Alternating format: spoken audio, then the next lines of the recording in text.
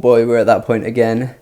Bit sunburnt. There's got to be like a stage every year where my videos I look more red than usual, and we've hit that stage again. Ooh.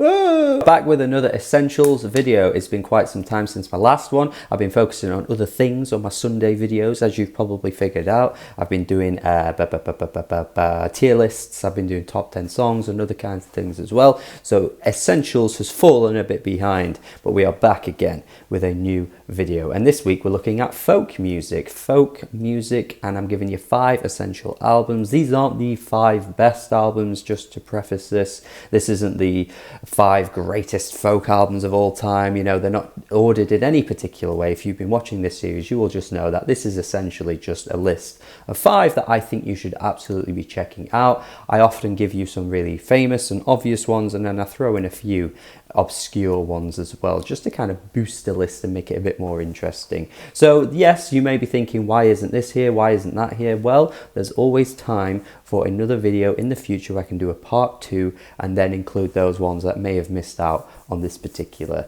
video, because, you know, why not make a part 2? It's fun, isn't it? It's all fun, it's all good. And here we are. Check out my Patreon. You can get requests for videos like this and other kinds of videos in the future as well. Top 10 songs, other tier lists that you can recommend, request and recommend us to. You can be part of the Discord server as well. We talk a lot about different types of music in there. It's really fun. You should go check it out and be a part of my Patreon. Just $1 a month. That would be beautiful. So folk music as a style of music has always been one of the traditional genres, I guess you could say. It's existed for such a long period of time, but it really started to develop more in the 1940s, and then when we kind of got more into the 50s and 60s, we saw a bit more of a mainstream attention being attached to more artists, particularly such as someone like Bob Dylan, who has just coexisted within this genre for so long and has been an icon of this style of music for what feels like the longest time. So we have seen kind of developments in the style of music. We've seen it kind of have an influence on wider styles of music, particularly looking at something like neo-folk, which is a totally different really style and branch of folk music. But again, that kind of different approach to it has had its own influence in other places as well. So folk music as a style has certainly been pretty influential, and other artists who have kind of brought in more of like a protest style where they've kind of gone a bit more political over the years as well. It's really made for an interesting piece of, you know, music, of course, and an interesting genre of music. And while I won't be going quite as far back as the early, you know, 20th century era for the folk music, I'm going to be taking a bit of a mix of albums from, you know, the 60s right up until modern day, because I think that's an interesting and a cool way to approach this, because it just offers such a wide array of different sounds and styles, and you get to see the progression as well of where we've kind of come with the genre. So let's get into it before I waffle on even more, and here are my 5 picks. Please let me know what yours are, and then tell me what you think of mine as well in the comments. When I was younger than before. Starting with Nick Drake, want to start with a bit of a classic here. Pink Moon. I feel like what you're getting with this album is just such an outpour of raw emotion in a way that I don't think many other artists have been able to replicate. I mean, you've definitely had influence being sent over to modern artists as well, such as Sufjan Stevens. You can't really deny that. And then you've also got someone like Elliott Smith, who I think has also been quite clearly influenced by a Nick Drake. And then you've got even more like in the modern era as well, where you've got someone like Phoebe Bridgers, who I still again would kind of liken to a Nick Drake, where you've just got this kind of somber minimalist approach, which I think has always been existing in folk music, but I feel like it takes it even further down to that minimalism and just gives you these really, really sweet and pure melodies through the vocals, and the emotion coming through as well is just really pained at all times. It's a really, really beautiful album, and I think in terms of just like how we approach sort of sad music now. It's kind of become a bit glorified from certain audiences. I think this is one of the OGs really in this style of music. Like, this is one of the best of its kind, and every time it really stuns you when you put it on. It's so straight to the point. It's a perfect like 30-minute album really. It doesn't really overstay its welcome, and it's one of those albums where it's like, if you want to recommend someone just a short bit of music and they haven't quite got time to fit in anything else, I do think Pink Moon tends to come to my mind quicker than other albums more often than not. So yeah, beautiful album this, and I think it's certainly deserving of being in this essentials list for sure. Next I want to go with Lhasa, or I don't really want to botch the pronunciation, but it's Lhasa, and this is one of the more obscure ones that I was mentioning before. This is a really, really great folk album, and honestly just branding it as folk might be a bit disingenuous, because I do feel like the sort of Latin flavors that come through are really, really stunning, and of course the like Mexican influence coming through as well from Lhasa here is just like really, really lovely to listen to. Some of the instrumentation is just so full and rich and pure. It kind of reminds me of something that you might get more in the modern day, more of a poppier approach though, from like a Natalia Lafourcade. Although then again, you could even say her most recent album from Natalia was a bit more like this. It just has that kind of like raw and sort of rugged and darkness to it, which I really like. Yeah, this is a really cool album, and absolutely overlooked when you look at releases in the folk music genre. Like, a lot of people are just going to jump straight to the obvious names, but I tell you right now, this album here would surprise you. I think you would get a lot from this, and I think it's a really cool, dynamic style of approach to folk music. It's great.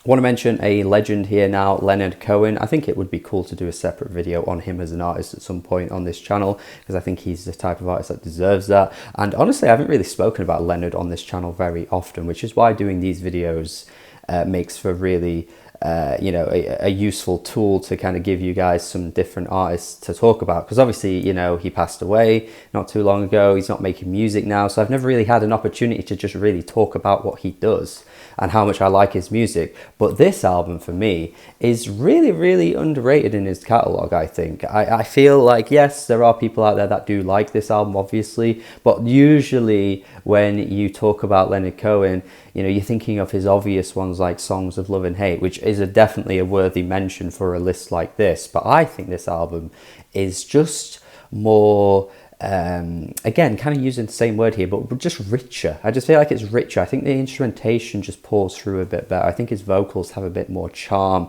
and personality on this one, rather than it being a bit more on the drier, somber side. And I just feel like, particularly Is This What You Wanted, the opening track, just has like this anthemic feel to it that you don't really get on some of his other albums. And I just think really this album here just provides so much more than his other material. Not to say that his other material isn't good, but I do think this one just is more of an essential pick in his catalogue. I just think it offers a bit more, like I say, personality and a bit more of an anthemic feel compared to some of the other albums from this era as well in the folk music genre. It's great. It's really, really fantastic. Lover, Lover, Lover is really good as well. Just such a good album, and yeah, absolutely had to be mentioned here because it's a personal pick for me in his discography as well.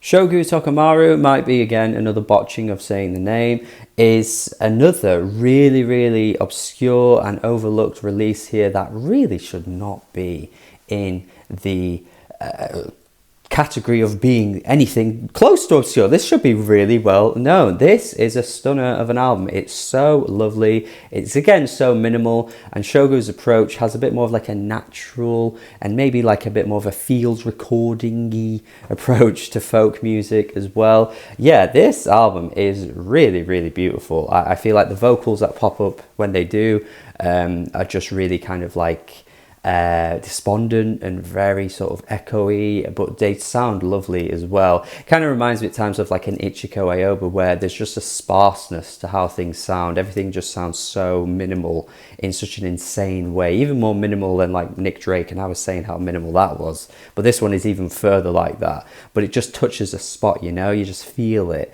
and it just kind of tickles you and makes you kind of shiver a little bit. But there is just such a lot of beauty that's poured into this album, and again, just really overlooked when you look at the style of music that we're talking about here. Of course I could mention more obvious ones, and that's okay too, but like I say, with these videos I want to highlight some of these ones because I think this is essential for the genre, and you might not know about it, and it really should be essential because it's great.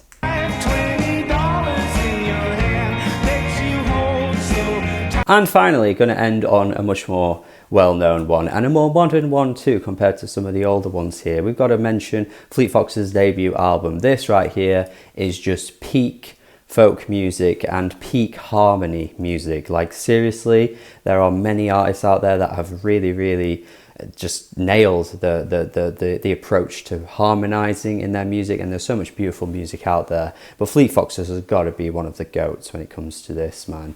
Just a stunner of an album, and just so joyful. Like whenever I listen to this, I just feel so pure, I feel so happy, I feel like I can do anything. I feel like this album just gives me that feeling that I wouldn't necessarily find from any other album. It's just such a positive, uplifting album that I really can't find anywhere else. There aren't many artists like this. There are a lot of artists that tried to be like this for sure, but not many artists that quite nailed it as well as they did. And I do think Fleet Foxes are one of a kind, and this for a modern folk album has got to be up there with one of the best, even going toe to toe with some of the classics, you know. You've got to put this in that conversation. And yeah, White Winter Hymnal is just a beautiful track that will always stick with me. He Doesn't Really Know, Meadowlarks as well, Your Protector. Just everything about this album is just so well done. There's a rawness to the recording, but there's a beauty to it as well. Robin's voice is just one of a kind. Yeah, it's one of the best of all time for me, and absolutely an essential, and honestly has a great track record. Whenever I recommend this to anyone, or whenever I tell people to listen to this album or anything by the band, like, it always goes down so well. So yeah, I do think there's something special about Fleet Foxes, and they have to wrap up my 5 essential folk albums. And that's it from me. Yes, you're going to be thinking, where's this, where's that, why didn't you say this? Well, as I always say, please tell me what you would pick in the comments, and then remember, there may be a part 2 coming at some point far into the future. I won't be doing it anytime soon. I do want to talk about other genres before I get to any part 2s really, but there is potential for me to mention some other classics from this genre of music one day as well. And that's it. Thank you for watching. As always, please subscribe, please share this video around, and check out the recommendations that I've given you here, and then let me know afterwards what you think of them too. That would be beautiful to see. Have a good day. Check out my Patreon also, and goodbye. See ya. Don't get sunburnt. No.